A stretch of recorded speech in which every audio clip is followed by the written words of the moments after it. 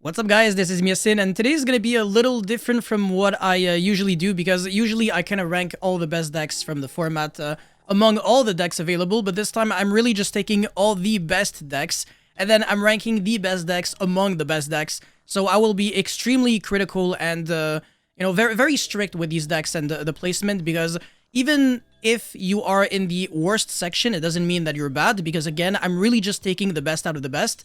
And obviously, I'm not going to be putting a lot of the decks in the top rows, just because, again, the goal is to criticize these decks as much as humanly possible. But yeah, before we go any further, you already know the drill. Smash the like and subscribe button. It really motivates me a lot to keep breathing. And also, huge shout outs to my Blue Eyes and Crystron spreadsheet. If you haven't checked them out already, really recommend to do so. They are on my website, yacineygo.com. The link will always be at the very top of the description box below. And with that being said, let's get right into it. Okay, so first things first, we have Raziel. So I think I want to put pure Raziel and Raziel Fiendsmith in the exact same category, but to be fair, just because of how consistent this deck is, but also how represented it is, it's really, really hard to put it in anything below, because even if you don't like the deck, you still have to acknowledge the fact that it's really good at doing what it wants to do. I mean, it's a very reliable deck for the most part. It doesn't really have any bad matchups. It can kind of get out of any sticky situation.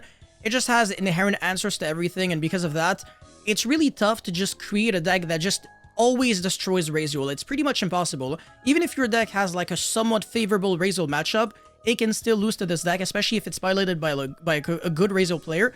Maybe like the deck that has a good Raziel matchup, quote-unquote, might go from like a 55 to 45 to like maybe a 50-50, and then it kind of nullifies the advantage that you felt like you had going into the matchup. You know, I don't know if you understand what I'm trying to say, but sometimes the goal of, certain formats is to not necessarily play the best deck or the most represented deck, but rather to play like a dark horse strategy that can catch people off guard, and it can work against a lot of players, but maybe the pro Raziel players, they're not going to fall for it, and they still will know how to beat your deck, and you will still probably lose to them because they can do so much with their deck, because again, it has so many options, and this is the reason why I think Raziel is incredibly well positioned into this format. It's just such a scary deck, regardless of how you build it, but I think the Mitsurugi version is the less good one, just because, well, first of all, it's less represented, it's much harder to build. You need to be like Steven Trifanowski, right, or Clifton Land or something in order to play this deck to perfection. So yeah, I'm just gonna get this out of the way, and I'm gonna put Raziel Mitsurugi just one level below. By the way, again, I really just want to clarify the fact that every single deck here is good, and I am not necessarily forgetting decks, it's just that I don't want to include like 15 billion decks, so that's the reason why there's only 17 in there. But I will eventually, of course, once we get a balance, make a revisited version of this video, but this time with like 70 decks or something. It's gonna be a huge compilation. But yeah, next up we've got Mermail, which, I mean, it's kind of like interchangeable with Mitsurugi, Raziel, which one is necessarily the best. I think they're kind of like in the same league, but Mermail has been consistently topping YCS's pretty much ever since its release of the new support. Well, not really, but now it's getting better and better. Poseidra, the Storming Atlantean, as well as the Abyss Stride rank 7 really made the deck go to the next level. But I'm not gonna lie, I do feel like this deck is about to stop dominating the world, because I think the ban list is probably gonna hurt it a little bit. So I think if you want to play Mermail, right now is probably your last best opportunity to do so, I guess you can say. But yeah, I think this is a deck that will absolutely be topping YCS Houston, as well as YCS Buenos Aires and YCS Mexico City, so keep an eye out on Mermail. It's a very scary deck. There's a really good reason why 2 out of the 3 players of the winning team from YCS San Salvador were on Mermail, and the other one on pure Raziel. So yeah, shoutouts to Cameron Neal, Christian Urena, as well as Kamal Crooks for doing so well with their strategy. But yeah, Mermail is an extremely scary deck. This deck is just an FTK deck. When it goes first and going second, it's still really good because it has a lot of gas to like naturally push through boards. It's just a high ceiling strategy overall, and if your board isn't like crazy, Mermail will shred it apart. So yeah, this is definitely really nasty, but it just scoops to like Abyss Dweller on game 1, which is very unfortunate, and I think it's not really well positioned to beat Abyss Dweller post game 1, because they're not playing Forbidden Droplet, they're playing Xyz on Core instead, and there are some counter strategies to Xyz on Core. So for example, you can make like an Abyss Dweller with the Surfacing Big Jaws if you're playing the Shark package, so that the Dweller has 2200 attack, and if you make the Starliege Photon Blast Dragon, your opponent cannot target your monsters with 2000 or more attacks, so the Dweller cannot be targeted. Or you can have like a duo drive with 3 materials, as well as Dweller and Star Liege, so that your opponent still cannot Xyz Encore the Dweller, because it does target, which is interesting. So yeah, keep that in mind. Even if you have Xyz Encore, it doesn't necessarily mean that you're safe from Abyss Dweller. And if your opponent resolves Dweller on you, it nullifies pretty much all of your cards, except for the Abyss Shrine that contribute to the Nept Abyss, so that you can summon the Coelacanth, and then summon a bunch of fish, and then summon, you know, Bahamut, Tintatoad, and kind of try to do a little bit of something, but it's not going to be enough, and you'll probably still lose, honestly. I mean, you're definitely losing to, like, an Ibiru at that point, or you're losing to, like, one Eruption. You're losing to, like, Razor Cross, negating the effect of Abyss Shrine, so that's kind of nasty. Anyways, now we've got Blue Eyes, which is a deck that I do believe will absolutely top, but I really don't see Blue Eyes winning the whole YCS. It's kind of unlikely because it has a lot going against it, even though it has a lot going for it. I think this deck is a little too easy, quote-unquote again, to bully if you know exactly how to beat it, but also if you play the right cards against it. I don't think it's necessarily well-positioned against Raziel.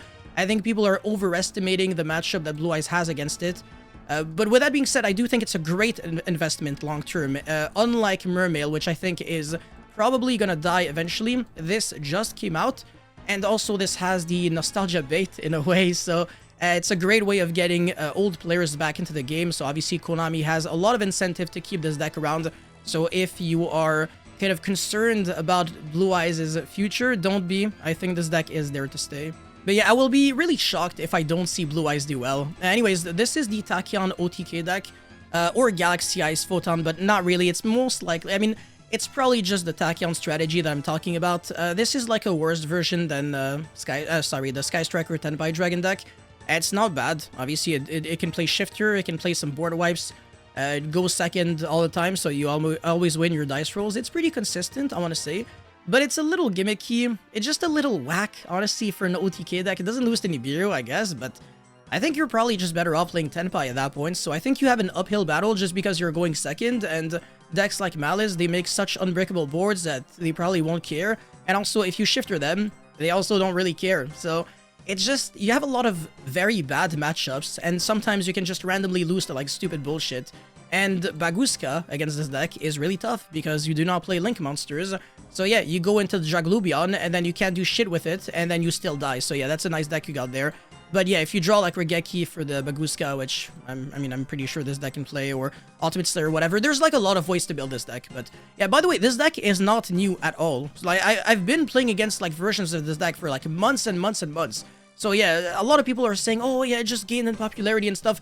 That is not true. Yeah, nobody really created this deck recently, but whatever. Goblin Biker, I think it's way worse. This deck is honestly copium. My bad for all the Goblin Biker fans out there. I also like this deck, but I just don't think this deck is well positioned at all into the format. Like, okay, well, sure, you can special summon your monsters by detaching a monster from like an Xyz material. Unfortunately, nobody cares. Like, this is not really good against Blue Eyes. It's not good against Mermail. It's not good against, like, a lot of decks. It's not good against, like, Malice. So, it's not even like you have, like, a super favorable Raziel matchup. It's pretty much like a 50-50 versus Raziel. And then versus everything else, you actually have, like, a probably not really favorable matchup. So, I just don't think this is, like, really worth playing right now. Malice, I think this deck is clearly going to be getting represented a lot at pretty much every single YCS. And it's probably the deck that has the second highest likelihood of winning the whole thing. But Malice, I do not believe, has won a single YCS so far. And the reason for that is because Pure Raziel is gaining a lot in popularity, and that deck is very well designed to beat Malice because it doesn't play the Fiendsmith cards, therefore Shifter is less of an inconvenience for it. And it just plays more non-engine cards, so it can afford to play the cards that are actually very good against this deck. Whereas Raziel Fiendsmith, it plays a higher deck count, and it plays less non-engine cards, so obviously Malice can just prey on that. And with their Bestials, they are very well positioned into the Fiendsmith, engine, so that's something that at the very least Pure Raziel doesn't have to worry about. And also, 7 Tachyon is now out and can search Artifact Alancia by revealing Archfiend Seraph. So that's another counter-argument for Malice's existence, which is another reason why I think that this deck is getting worse overall, and Pure Raziel is getting better, or at least representation-wise, but again, in terms of conversion and which deck will actually win, that's always another story for another day. White Forest Azamina is going to be the first deck in the could pull a Dinkabui. Shoutouts to you if you're watching this, but this deck, I think, we just need like the perfect pilot for it. It's a very complicated deck to play, to build, to just visualize, like how are you really just building something to beat everything here. And I'll be honest with you, I just don't think right now is the correct format for a deck like this. I'm not saying by any means that this is a bad deck, absolutely not. But as it currently stands, I think this is the one combo deck that just plays like heads first into like every single hand trap imaginable. Mermail, for example, doesn't lose to Bestials, so that's a good thing, right? It's a water-based strategy. This deck can get hit by Bestials, and also it loses to the Chummies, it loses to Droll. This deck, I mean, it also kind of loses to all those cards. Both of these decks lose to Shifter. This deck doesn't really lose too much like Effect Veiler and Imperm. This deck can randomly, at any moment, kind of just pass turn to one single Veiler Imperm, but sometimes also out of absolutely nowhere, this deck draws the most cracked hands in existence and feels like a tier -1 deck, and you can draw infinite hand traps against it, and it does nothing at all.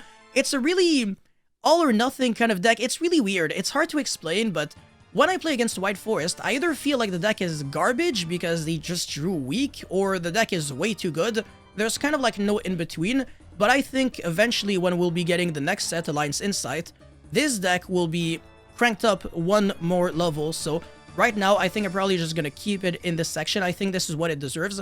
Again, it's a good deck, but I just don't think that right now is the perfect timing for it. Fire King, I think this is not the kind of deck I can really trust myself to play in a big tournament, just because I would kind of need to rely on a lot of my opponents now playing perfectly in order for me to be playing a deck like Fire King. If they mess up, obviously I can take advantage of that, but if they if they play perfect against me, yeah, I just feel like this deck is just mechanically too slow, unfortunately, going up into this format. Memento is one heck of a powerhouse. Honestly, I think Memento, Mermail are like pretty much on the same league. By the way, this Mitsurugi Raziel, I'm like super back and forth which one is the best between like these three decks. Super interchangeable because all of them are incredibly good. You can argue Mermail is better because Mermail is the less fair deck to face. Like if you lose the dice roll against Mermail, you're crying probably way more than any other deck in this section. Well, to be fair, Malice is also an FTK deck. But yeah, like losing the dice roll against this, you cry. Losing the dice roll against Blue Eyes, you don't necessarily cry. Losing the dice roll against Memento, if you know how to hand trap it correctly, it's fine. But if you don't, yeah, okay, that's pretty bad. And then losing the dice roll against Mitsurugi Raziel, I mean, you just pray to God. Hopefully they break. Hopefully they draw the wrong combination of cards. But yeah, Memento, it's a super tricky deck to play. So if you want like my honest opinion on how I feel about the deck, I think you need to be like a very specific kind of person to be able to pilot a deck like this for like 15, 16 rounds or something. It's not easy, it's not for everyone, but also this could play into your favor if you're playing against the deck. Just know that your opponent is likely to eventually misplay after playing the deck for a long period of time, because it is one tricky beast. Also, this is complicated. Like, all these decks are complicated, and then Blue Eyes is probably one of the most simple decks in here. It probably is, actually, in all this row. And then Raziel is also relatively simple, as long as you know exactly what to do when you send, like, you know, depending on, like, the monster that you send off of X-Raziel, because there's a lot of, like, different end boards that you can do, but as long as you memorize the combos, it's not super, super tricky. And also, like, you don't need to do anything, like, super fancy to win. Usually, people kind of just see the writing on the wall, and they go, like, okay, yeah, you obviously got this, it's whatever. Yeah, anyways, Fiendsmith Bestial, I do not like this deck at all, and I actually don't even think it has a 100% chance of just topping the YCS. These decks, I really do not see them, like, I do not see a world in which they don't top. Like, this is straight up just impossible. I really just don't. Like, and by the way, again, this, I'm trying my best to not be biased when I make this video very specifically, not like these kinds of videos, but this video, because I'm going off of what people have shown in most recent tournament results. And these decks literally pop off in top cut of quite literally every single YCS that I can think of, except obviously San Salvador. That one was like fully dominated by like Raziel and Malice, with like like 2 Blue Eyes and then like I think a Bestial Fiendsmith. But yeah, that doesn't really, you know, that's not enough information. Yeah, no, that's how I feel right now. The Primite Bestial deck, sorry, Primite Fiendsmith. Yeah, I actually think this is an uphill battle. It's facing an uphill battle against the format because I don't think the Primite engine is like the best engine that you can play in tandem with the Fiendsmith. You might as well just play Razor cards instead. They're just better going second. Primite cards are very cool in Blue Eyes because it's a grindy deck and you capitalize off of your opponent hand trapping you completely uselessly, but in a deck like this, it's like the ceiling level is way too low, so it's like, I don't know, if you draw too many engine cards, you also do nothing. It's actually really pathetic. I really don't like this deck. I tried it. I tried my absolute best to make it work. It really just didn't. It's a really sussy deck, honestly. Kashtira is also facing an uphill battle. Even though it's really cool in hand trap formats, the ceiling level of this deck is so incredibly low that I don't see it winning against like Raziel. For a deck like Kashtira to be good, people have to be playing decks with a lot of, I mean, they have to play like hardcore combo decks, and then you gotta play Kashtira deck with a bunch of hand traps and maybe like a sub engine, like maybe Kashtira Fiendsmith, that could work. But right now, I just don't think it's like strong enough for Raziel. So it's like you can win against a lot of the combo decks for sure, or a lot of like the slow mid-range decks, just because Unicorn with Birth is like really scary. Unicorn against the Fiendsmith cards, completely cracked. But apart from that, like against pure Raziel, when they have like a super loose extra deck and they can play like 2-3 copies of the cards that they really need, all of a sudden Unicorn feels way less good, and also Fenrir is just not really good when Aggregator can just negate it right away. So yeah, this deck kind of cheeks right now, not gonna lie. Tenpai Dragon, this deck can absolutely pull a Dinkabui. I remember, I think it was an Italian player winning undefeated at, was it like an Open or something? There was a live stream feature match on that one, on the Konami YouTube channel or something. But yeah, no, it might have been Tenpai Bestial, yeah, but I know there's always also like Tenpai Sky Striker. There is a decent amount of versions for this deck, very scary deck. It's also very consistent because you can draw like 0 Tenpai Dragons and still kill your opponent. It's really dumb. But yeah, I absolutely think that this deck can randomly just win the YCS out of absolutely nowhere. If you don't know exactly how this deck works, oh my god, yeah. If you let some things resolve that shouldn't resolve, and I'm talking about like the Sky Striker and the Bestial versions very specifically because the Tenpai Dragon cards are kind of obvious. But yeah, if you let, for example, your opponent summon a Hita and then crash the Hita, you are probably gonna die in the 30 seconds following that. Okay, the Odeon deck. Okay, I'm gonna get a lot of smoke for that, but I actually think this deck is facing an uphill battle because for this deck to win going second, it kind of needs to sag the shit out of its opponents. So you need to resolve things like evenly matched and stuff like that, which is all cool and all, but cool story, bro. And also, this deck has a lot of flaws itself, because the Apophis, the Swarm Deity, can only be used during the main phase. Oh my god, I'm about to die. I don't know why. I feel like I just swallowed something that'll kill me in like 3 minutes or something, but whatever. You cannot negate cards like evenly matched, because, yeah, evenly is being used on the battle phase, and obviously Apophis can only negate during the main phase, so that's kind of sus. I just don't like this card, this deck overall. I mean, it's not that I don't like it, sorry. It's just that I think in a format like this, it's like a lot of things have to go right for this deck to work. I think the main reason why people are playing this deck and doing well with it is just because the deck is brand new, people are going to be misplaying against it, and also there's kind of like an incentive every single time to play the newer decks because, again, it's fun. People are probably tired of the old decks, so obviously they're going to be playing the new decks, and more people playing the new decks equals a higher likelihood of those decks doing well. But as people eventually figure out how the deck works and how to counter the deck, it's just gonna keep getting worse and worse and worse every single time. And I just feel like Odeon is kind of falling into that. Obviously, it's getting a lot of coverage right now. A lot of people are starting to talk about it. And this is absolutely not playing into this deck's favor at all, because the surprise factor really does matter. Like the small little hidden details like that, like the fact that during the battle phase your deck sucks all of a sudden. The fact that you play a lot of bricks, the fact that it's kind of obvious that when you make, you know, your Gallon Granite, you're searching Lord of the Heavenly Prison so that you can use like trap cards right away on your opponent's turn with Temple of the Kings and stuff like that. You can Eradicate or you can Debear. It's basically Labyrinth 2.0, but with, not necessarily with extra steps. I actually think it's like actually a faster version of Labyrinth, which is really cool actually. It's kind of like the combo way to play it. That's really awesome. And also there's a lot of nice ways to build this deck. Again, I'm gonna say this again. If this deck managed to make the cut into this video, it means that it's a good deck. It's a deck that I consider to be good enough to be even talked about, but I still don't think it's a deck that has a high likelihood of either topping or winning the YCS. Like, you're just facing an uphill battle, you have a disadvantage, but you can still do it. I'm gonna do Labyrinth now, because I just talked about Odeon, and this deck is super comparable. Labyrinth is kind of very similar to Odeon, obviously, because they're both trap decks. This deck grinds better, but the start is a little slower, so that's the issue. And I feel like in a format like this, you do need to have a fast start, otherwise you will be extremely late behind, and you can start losing to a lot of bullshit, like Malice, for example. Like, this deck, once it gets the ball going, like, it can absolutely grind with a deck like this, so yeah, that's not necessarily good for you. I think Labyrinth is actually less well-positioned than Odeon. I think Odeon is the better trap deck. If you want to play one of the two, you're better off with this, to be completely honest with you. And finally, we have a Crystron, which is my personal favorite deck to play right now in Yu-Gi-Oh! I'm not gonna cap, I'm not gonna pretend like this deck will win the YCS, even though if I were to play in these YCSs, I would love to believe it. I don't think that this deck will 100% top the YCS, just because not a lot of people, first of all, play the deck, but also know how to play the deck, because they don't have access to my Crystron spreadsheet, right? Go check it out in my website, yacineygo.com. I love plugging this in every single time, but yeah, jokes aside, this deck I think is extremely good, despite, you know, the fact that it's not really well represented.